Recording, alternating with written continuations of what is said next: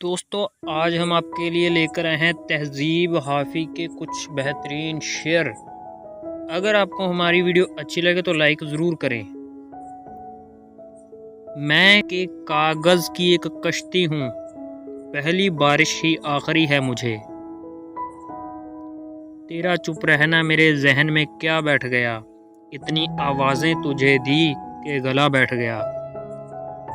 ये एक बात समझने में रात हो गई है, मैं उससे जीत गया हूँ कि मात हो गई है। अपनी मस्ती में बहता दरिया हूँ, मैं किनारा भी हूँ भंवर भी हूँ। वो जिसकी छाँव में 25 साल गुजरे हैं, वो पेड़ मुझसे कोई बात क्यों नहीं करता। बता ए अब्र आसवात क्यों नहीं करता, हमारे गांव में बरसात क्यों नहीं करता।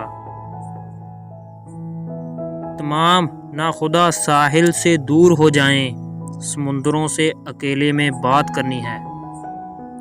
एक तेरा हिजर दामी है मुझे, वरना हर चीज़ आर्जी है मुझे। मैं जंगलों की तरफ चल पड़ा हूँ छोड़ के घर, ये क्या कि घर की उदासी भी साथ हो गई है। मैं जिसके साथ कई दिन गुजार आया हूँ, वो मेरे साथ बसर रात क्यों नहीं करता। पेड़ मुझे हसरत से देखा करते थे, मैं जंगल में पानी लाया करता था। इसलिए रोशनी में ठंडक है, कुछ चिरागों को नम किया गया है।